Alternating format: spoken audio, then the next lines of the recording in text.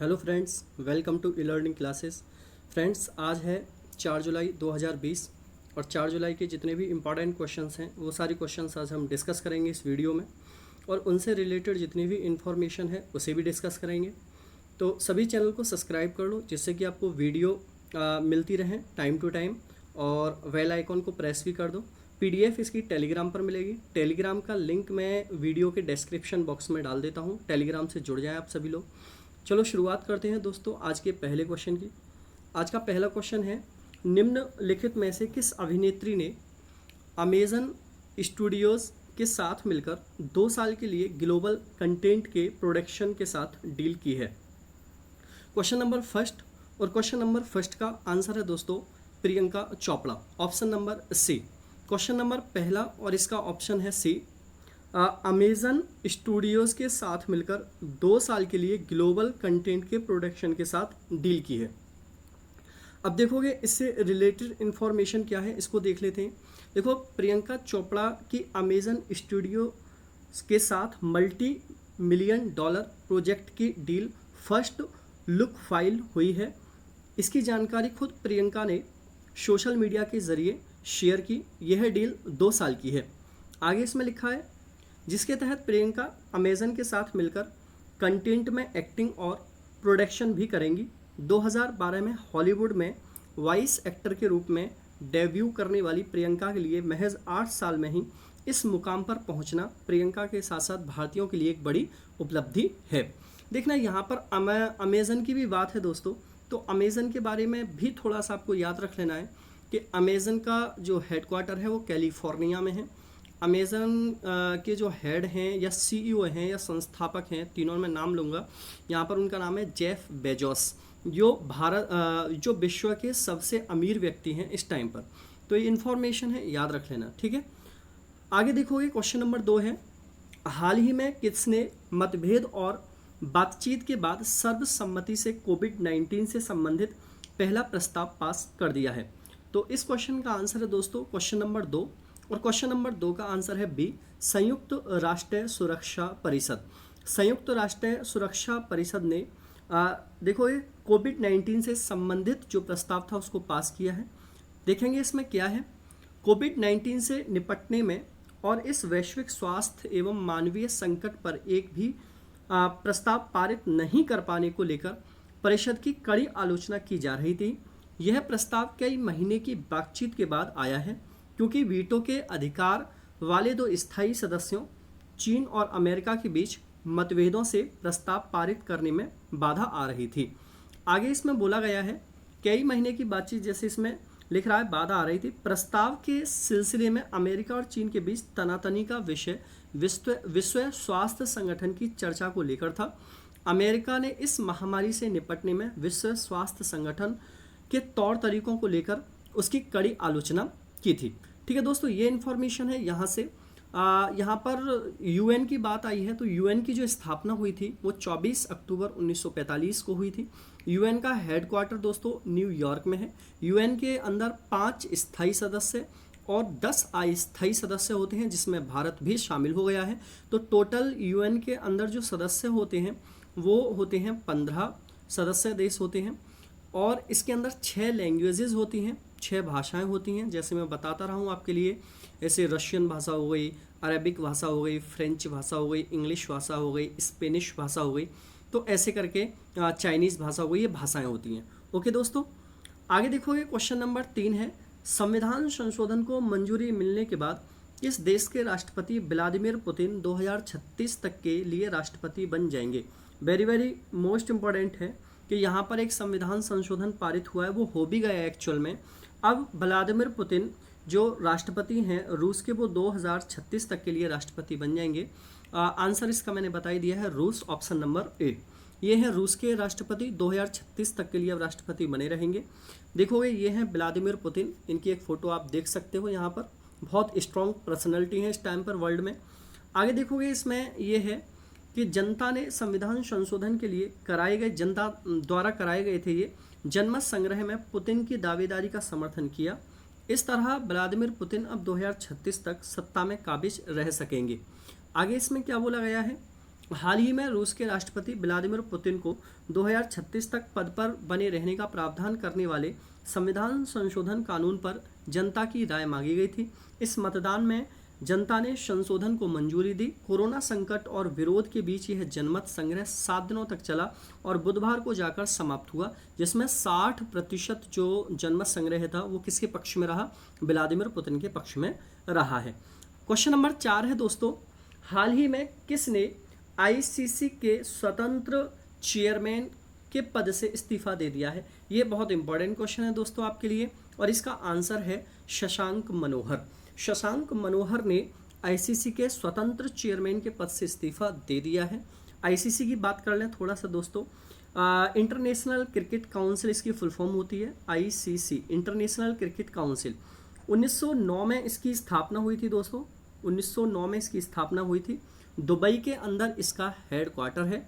जैसे मैंने बताया था कि चेयरमैन अभी तक शशांक मनोहर थे, इन्होंने इस्तीफा दे दिया है। इसके सीईओ हैं मनु साहनवी। ठीक है, आगे देखते हैं इस क्वेश्चन में इंफॉर्मेशन क्या है। भारतीय क्रिकेट कंट्रोल बोर्ड के पूर्व अध्यक्ष शशांक मनोहर ने इंटरनेशनल क्रिकेट काउंसिल के चेयरमैन पद से इस्तीफा दे दिया है। गवर्निंग काउंसिल की बैठक में यह बहुत पहले ही साफ हो गया था कि शशांक का कार्यकाल नहीं बढ़ाया जाएगा। उन्होंने खुद ही इस्तीफे की पेशकश की थी। आईसीसी ने उनके 2 साल के दूसरे कार्यकाल की अवधि के लिए काम की सराहना करते हुए इस बात की जानकारी दी है। आगे इसमें लिखा हुआ है, अंतर्राष्ट्रीय क्रिकेट परिषद के पहले स्वतंत्र चेयरमैन शशांक मनोहर ने बुधवार को अपने पद से इस्तीफा दे दिया। मनोहर ने नवंबर 2015 में आईसीसी का चेयरमैन पद संभाला था। आईसीसी ने कहा है कि चेयरमैन पद पर रहते हुए इन्होंने काफ़ी अच्छा काम किया है। आईसीसी चेयरमैन शशांक मनोहर के साथ बतौर सहायक काम कर रहे इमरान ख्वाजा अब उनकी जिम्मेदारी संभालेंगे। अब आपसे पूछा जाए कि आईसीसी के अब कौन स्वतंत्र चेयरमैन है, तो आंसर दोगे इमरान ख्वाजा। ओके दोस्तों, क्वेश्चन नेक्स्ट है, क्वेश्चन नंबर 5 है, लद्दाख में गलवान घाटी के बीच चल रहे तनाव के बीच देश में भारत के समाचार पत्रों, किस देश ने भारत के समाचार पत्रों और वेबसाइट पर रोक लगा दी है? तो आंसर जानते ही हो सब, इसका आंसर सी होगा, चीन। चीन ने अपने देश चीन में भारत के समाचार पत्रों और वेबसाइट सब पर रोक लगा दी है। देखते हैं इन्फॉर्मेशन क्या है दोस्तों। इन्फॉर्मेशन है, लद्दाख की गलवान घाटी में चल रहे तनाव के बीच चीन ने भारतीय समाचार पत्रों और वेबसाइट पर रोक लगा दी है, जबकि भारत में चीनी अखबारों और वेबसाइटों पर किसी तरह की रोक नहीं है। आगे इसमें है, सूचनाओं को दबाने के लिए कुख्यात चीन की कम्युनिस्ट सरकार में लोग भारतीय अखबारों और वेबसाइटों को नहीं पढ़ पा रहे हैं। वो सिर्फ वर्चुअल प्राइवेट नेटवर्क सर्वर के जरिए ही भारतीय मीडिया की वेबसाइट को खोल सकते हैं। आगे क्वेश्चन है 6, हाल ही में विश्व खेल पत्रकार दिवस कब मनाया गया है? इंपॉर्टेंट रहेगा दोस्तों, आंसर बता देता हूँ। इसका आंसर है 2 जुलाई, ऑप्शन नंबर बी। विश्व खेल पत्रकार दिवस 2 जुलाई को मनाया गया है। इन्फॉर्मेशन है, जैसे इसमें लिखा हुआ है 2 जुलाई खेल पत्रकारिता दिवस प्रत्येक वर्ष को 2 जुलाई को के दिन विश्व खेल पत्रकारिता दिवस के तौर पर मनाया जाता है। यह दिन खेल जगत की खबरें देने वाली मीडिया के श्रेष्ठ कार्यों को सम्मानित करने का दिन होता है। खेल पत्रकारिता खेल से संबंधित एक विशिष्ट प्रकार है।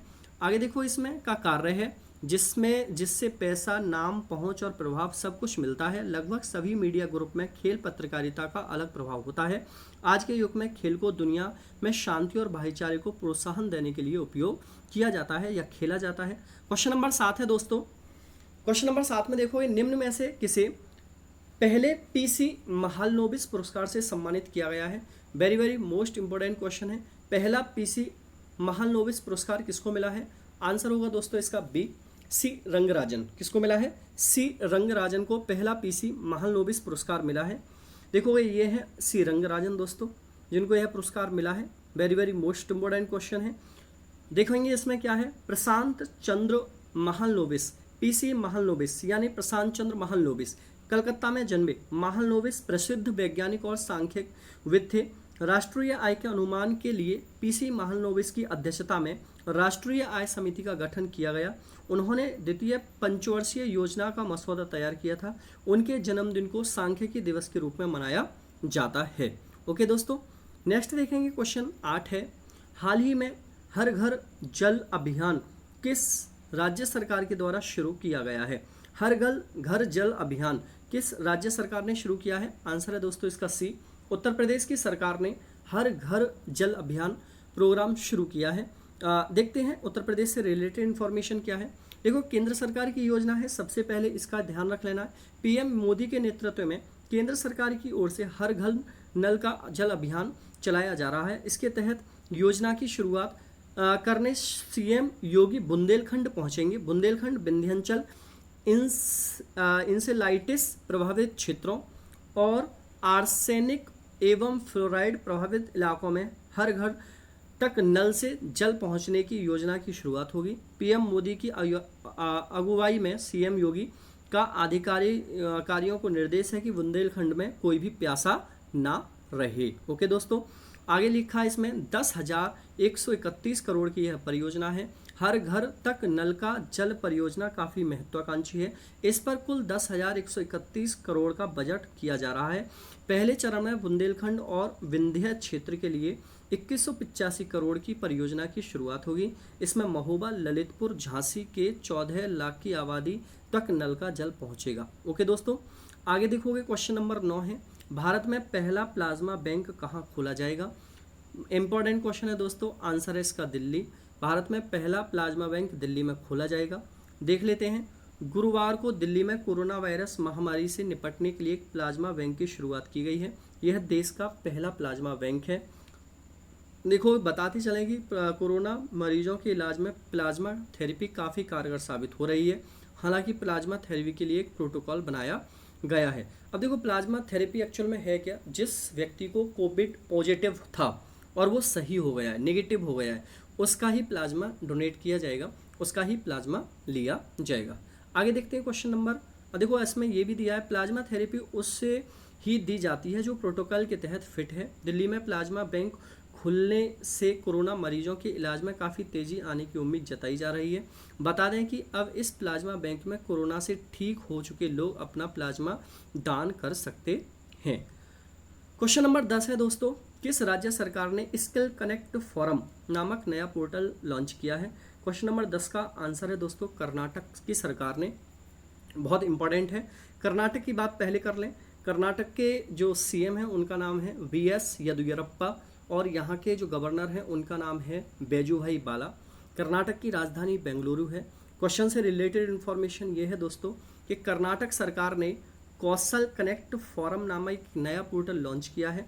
यह पोर्टल नौकरी की तलाश करने वालों को एक मंच पर नियोक्ताओं के साथ जोड़ने का प्रयास है। यह रोजगार की तलाश करने वालों को उपलब्ध नौकरियों की जानकारी भी प्रदान करेगा। इसके अलावा यह पोर्टल नौकरी चाहने वालों और नियोक्ताओं के बीच के अंतर को कम करने का भी कार्य करेगा। आगे दिया है इसमें, कोई भी व्यक्ति अपनी योग्यता, कौशल, ब्यौरा और अन्य जानकारी अपलोड कर कौशल कनेक्ट फोरम पोर्टल पर पंजीकरण कर सकता है। इस प्रकार नियोक्ता भी अपनी आवश्यकता और उपलब्धता अनुसार पोर्टल पर पंजीकरण करेंगे। यदि कोई व्यक्ति बेरोजगार है तो उसे कौशल प्रदान किया जाएगा और फिर नौकरी पाने के लिए सक्षम बनाया जाएगा। आज का टुडे क्वेश्चन है दोस्तों, जिसका आंसर आपको कमेंट बॉक्स में देना है। हाल ही में भारत के लिए किस राज्य की 30 वर्षीय कृतिका पांडे को शॉर्ट स्टोरी प्राइज 2020 से सम्मानित किया गया है? इसका आंसर आपको कमेंट में देना है दोस्तों। मुझे उम्मीद है कि आपको वीडियो बहुत पसंद आया होगा, आप शेयर भी करोगे सभी। चलो वीडियो को शेयर करो, चैनल को सब्सक्राइब करो। चलो दोस्तों, लेता हूँ मैं आपसे विदा। Tata, bye bye, take care, good night.